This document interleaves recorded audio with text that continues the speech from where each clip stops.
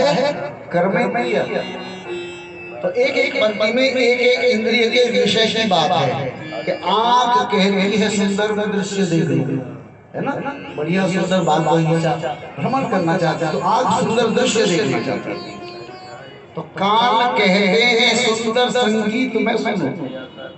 व्यक्ति कभी कभी संगीत भी सुनना चाहता है।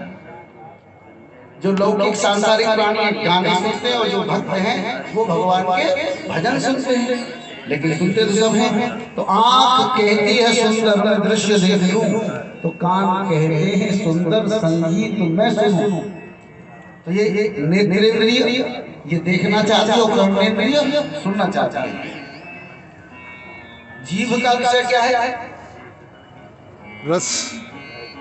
नाक सूंघने को मांगती है इत्र की खुशबू। व्यक्ति घ्राणेंद्रिय से माने जो नाक जो है सुंदर सुंदर खुशबू सूंघना चाहती है, और जीभ इसको कहते हैं रसनेंद्रिय। तो ये क्या चाहती है?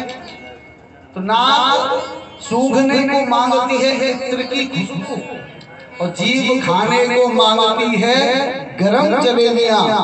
मन एक है किंतु उसकी हैं हजार वृत्तियां, कहो कौन रोक पाएगा इस मन का कारवां। माने मन तो एक है लेकिन इच्छाएं हजारों हैं, इसलिए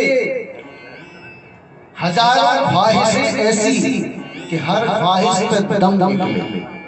मन में आए जो चाहिए तो चाहिए और लोग उसके लिए लगे रहते हैं। हजारों ख्वाहिशें ऐसी कि हर ख्वाहिश पे दम निकले।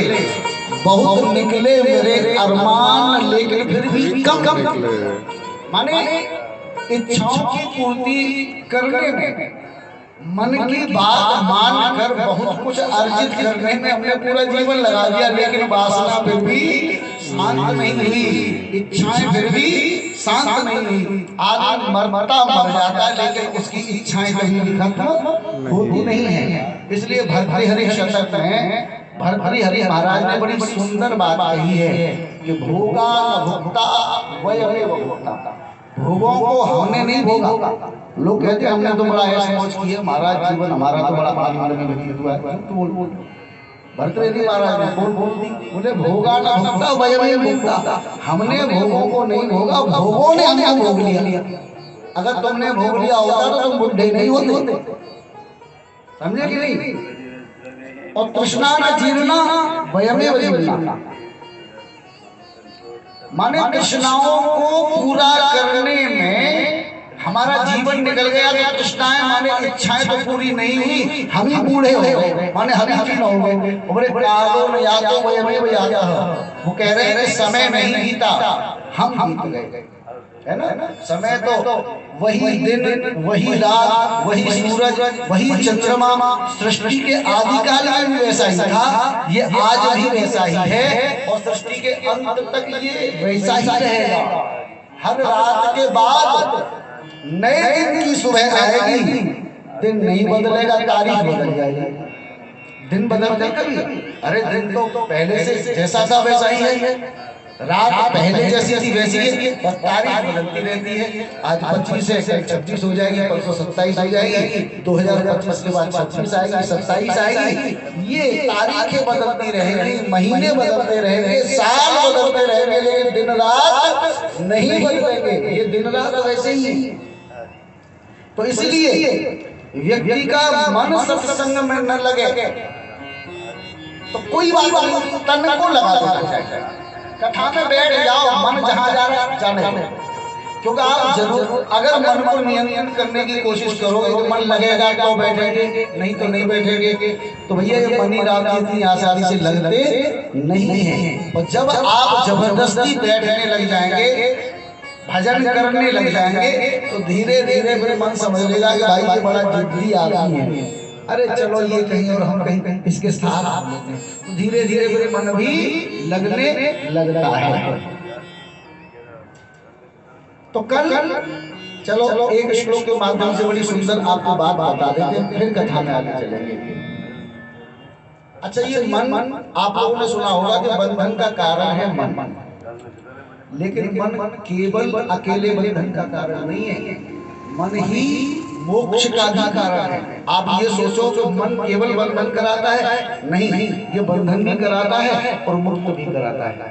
तो शास्त्रकारों ने लिखा कि मन एव मनुष्याणाम कारणम बंध मोक्षयोः। माने मन एव माने मन ही, मनुष्याणाम माने मनुष्यों के, मोक्ष का और बंधन का, मुक्ति का और बंधन का कारण है।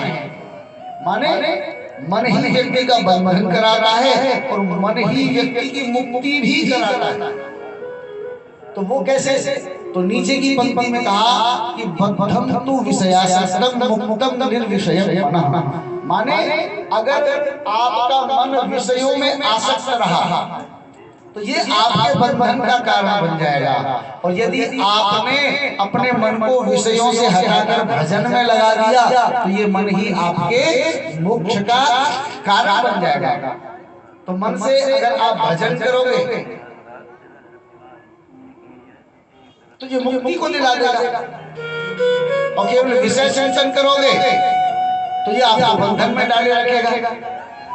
इसलिए बड़ी सुंदर बात कबीरदास ने कहा कि मन के हारे हार है, यही तात्पर्य उसका, और मन के जीते जीत, और मन ही मिलावत श्याम सो, और मन ही करे फजी। मन के हारे बन गए और बन तज बस्ती माए, और कहे कबीर मन है हकी यह क्यों ठहरत नाय। कबीरदास कह रहे कि मन बड़ा बदमाश है, एक जगह ठहरता नहीं है। तो इसलिए मन केवल बंधन का कारण नहीं है, मन मुक्ति का भी कारण है। विषयों में लगा दो तो बंधन, और भगवान में लगा दो तो मुक्ति मोक्ष, लेकिन बिना मन के आप मुक्ति भी नहीं पा पाओगे। इसलिए तो कहा भगवान ने कि मनो दुर्निग्रहम जलम भेषज दुर्निग्रह है। लेकिन इसको अगर आप नियंत्रित करोगे, भजन करोगे, तब यही आपको मुक्ति के द्वार पर ले जाएगा। मन एक प्रकार से आपके शरीर रूपी गाड़ी का ड्राइवर है। जैसे गाड़ी में ड्राइवर बैठा है, स्टीयरिंग इसके हाथ में है, वो जिस रास्ते पर ड्राइवर गाड़ी को ले जाएगा उसी रास्ते पे गाड़ी चली जाएगी। वो दिल्ली की तरफ मोड़ देगा, दिल्ली चली जाएगी, कलकत्ता की तरफ मोड़ देगा, कलकत्ता चली जाएगी। तो ऐसे ही मन जो है वो इंद्रियों का स्वामी है। तो मन अगर मुक्ति की तरफ इंद्रियों को ले गया तो ये मुक्ति की तरफ चली जाएंगे, और अगर वासनाओं की तरफ ले गया तो ये वासनाओं की तरफ चली जाएंगे। तो ये दोनों प्रसंग आपने सुने, और दोनों उदाहरण भागवत में कल चर्चा आपने सुनी थी। एक उदाहरण है गौकर्ण और दूसरे हैं धुंधुकारी। तो गौकर्ण ने